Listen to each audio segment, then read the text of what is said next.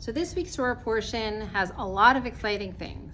We've got Jacob wrestling with an angel, Jacob meeting his brother Esau, and the most exciting and sad part, the rape of Dinah.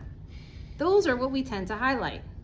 And yet, there's an entire story in the Parsha, which is 28% of the Parsha, which is largely ignored. Almost no one pays attention to it. Nobody reads it for their bar and bat mitzvah. And if you're guessing what it is, it's Esau's genealogy. That's it. That's what it is. We needed to look and learn all about Esau for a lot of verses. The Rambam actually specifically addressed this in his book, The Guide to the Perplexed, when he imagined someone mockingly saying, "Did Moses have nothing better to write?" The answer, of course, is the rabbis teach that everything in the Bible is there for a reason. Everything has a purpose. Specifically, they wrote about, in this genealogy, we read about the sister of Lotan, who was Timnah. Well, in fact, this woman, whom we know nothing about, by the way, are women mentioned frequently in the Bible? No, not by name after all. In fact, the prophet Isaiah's wife is referred to wife. Quite the name. Timnah was a concubine to Eliphaz, son of Esau. She bore Amalek to Eliphaz. First mention. The second one, the sons of Lotan were Hori and Heman, and Lotan's sister was Timnah. And lastly, Chief Timnah. All of which teaches us several things. In fact, if we put on our Sherlock Holmes hats, we learn that, again, 3 mentions, unusual repetition for the Bible, which normally doesn't talk much. She's identified as a chief, so she's special. After all, again, she's got a title. Most women don't even get named. She's a concubine? Like, what are we talking about concubines here for? For a named woman? She gave birth to Amalek, our mortal enemies. And lastly, there's a connection between Horites and Esau's line, but okay, who cares?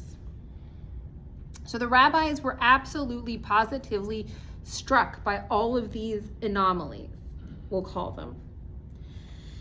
And they kind of got into it in their rabbinic way, after all, in the story found in Sanhedrin 99b. Timnah nobility, bat alufa, daughter of chiefs. Like I mentioned, she's got status, but she wanted something. According to the rabbis, she specifically wanted to belong to the people who believed in one God, and she sought to become part of the covenant and convert. She came to the patriarchal household, the children of Abraham. The text says specifically Abraham, Isaac, and Jacob, meaning the leaders. And think about it. Our patriarchs, when we look in our text, are chef's kiss perfect. They don't do anything wrong, ever. But the Talmud teaches, and they use physical language in their description. I'm going to try to break my tongue right now. They should not have, they actually pushed her. They use physical language in her body. And then the rabbis say, well, they should not have pushed her away. They don't like her, but they did push her. So this is where we need to pause and notice, I think, something important for me. That there was something about her body, her essence, her being, that made her physically excluded as well. She traveled physically to meet with the patriarchs, and she stood before them in an embodied presence, and she was expelled. And what happens next is also sad. She becomes a concubine, somebody who's sexually vulnerable and potentially exploited. She gives birth, her body again, to Amalek. And Amalek specifically is known to attack the Israelites from behind, killing the weak, the elderly, and the disabled. So what does that say? For me, the pattern was obvious. A vulnerable body seeking belonging, The body being physically rejection because of its vulnerability, the body becoming then sexualized in its vulnerability. You get where I'm going with this. It's almost measure for measure about the body. And maybe the rabbis even get into why she becomes a concubine. When she says, well, they put this words into her mouth, by the way. Better I be a maid servant to the nation than a noble woman to another nation. Better this than something else. She wanted to be part of Israel that badly. And they still were exclusive. So she becomes Eliphaz's concubine, perhaps because there was maybe some halakhic barrier to her being married fully, that she was actually rejected to be part of Abraham's direct line. So what results from this position of vulnerability? Like I mentioned, Amalek, our enemy. And all three of these anomalies then make sense in the rabbinic imagination. And we kind of learn this wonderfully powerful lesson that we struggle with today. When communities exclude bodies because they're different, because they say it doesn't fit in some perfectly drawn line, because of disability, appearance, gender, age, size, or ability, because maybe they're in a wheelchair, because maybe they use different bathrooms, because maybe they're just slightly different. We're not just being unkind. We are committing the same theological violence that they were in fact warning us against. This is what happened to Timnah. They excluded her body. And pain came forth. The rabbis want us to see that if we exclude anybody, any vulnerable body, because all bodies, of course, are made in the image of God, the vulnerability itself will then be weaponized against us. Think about what Amalek attacked. Tired bodies, hungry bodies, slow bodies, elderly bodies. Rabbi Jonathan Sachs wrote, "Never look down on others. Never think that being Jewish means looking down.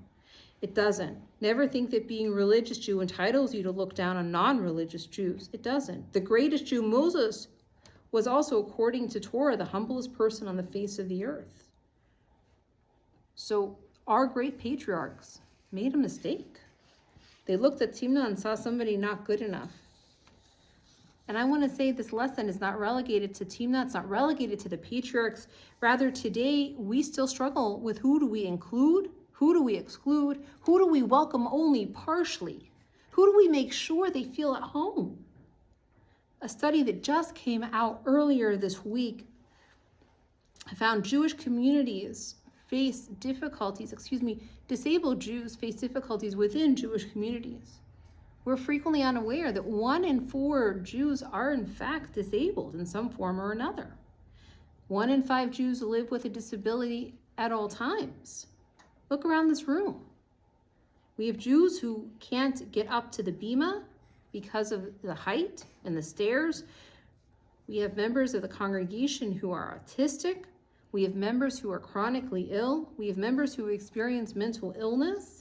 We have members who are struggling with aging as a deep, challenging cause. We have members for whom gender fluidity is an affirming act. Are we always accommodating in every way? A parent in the study said tolerated and accommodated is not the same as being included. Are we sure that we're only just tolerating? Are we truly being inclusive? I want to say that the story was and is something as a reminder, not to reject, but a warning that we can do better. We can be inclusive. We can be kind, we can be loving, we can remember that difference is great. The Rambam was right. Every word in Torah matters. Everything is important. And if the rabbis look closely and we focus on this lesson, the body you reject, it doesn't just disappear. The body pushes forward and transforms and it comes back, and Timnah's body came back in ways because we couldn't learn the lesson of being inclusive. And so I pray that we learn that lesson and are inclusive and loving.